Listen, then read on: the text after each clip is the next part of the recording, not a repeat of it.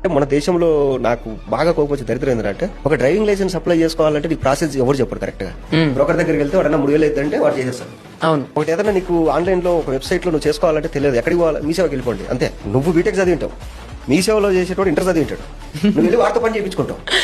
తెలియదు నీకు. మన గవర్నమెంట్ ఏం చేసిందంటే జనాలు ఎడ్యుకేట్ అయితే ఫ్యూచర్ లో రాజకీయాలు దెబ్బతింటాయి కాబట్టి ఈ నా కొడుకు రాజ్యాంగం అంటే ఎందుకు తెలియకూడదు, ఒక గవర్నమెంట్ ప్రాసెస్ ఏంటో తెలియకూడదు, ఇది తయారు చేసి పడేసి. ఇప్పుడు చిన్నపిల్లలు ఉన్నారు, మీరు చెప్పినట్టు రేపు అటెంప్ట్లు అవి జరుగుతున్నాయి, వాడికి 7th క్లాస్ నుంచి సిలబస్ పెట్టండి పోక్సో యాక్ట్ కింద, వాడికి తుచ్చు పడుతుంది.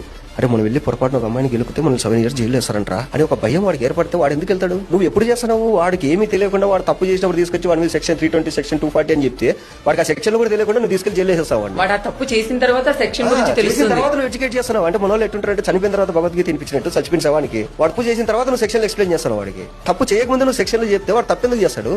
ఎడ్యుకేషన్ సిస్టమ్ లో ఫిజిక్స్ లో అలా అయింది ఇలా అయింది, సైన్స్ లో దీని షేప్ ఎలా ఉంటుంది, దాని అవి కాదు తెలియాల్సింది. మన కాన్స్టిట్యూషన్ ఏంది, రేపు మనం ఏదైనా తప్పు చేస్తే మనం ఎలా రియాక్ట్ అవ్వాలి, లేదా మన మీద ఏమైనా జరిగితే మనం ఎలా కంప్లైంట్ ఇచ్చుకోవాలి, మన ఫ్యూచర్ లో మనం అసలు ఏం తింటే బాగుపడతాం, మన హెల్త్ బాగుండాలంటే మనం ఇది కదా ఎడ్యుకేషన్ అంటే. నువ్వు ఏదేదో సోది పనికిరాందంతా చెప్పి ఆ సబ్జెక్ట్ లో పేర్లు కూడా గుర్తుండవు ఎవరికే కానీ. అంటే కరెక్ట్ ఎడ్యుకేషన్ లేక ఇలాంటివన్నీ జరుగుతాయి. ఎడ్యుకేషన్ లో ఇవి పెట్టాలి, ఇవన్నీ ఉండాలి. నేను చిన్నప్పటి నుంచి ఫిజిక్స్ చదువుకున్నాను. ఏ ఫిజిక్స్ లో మీరు నేను ఫాలో అవుతాం?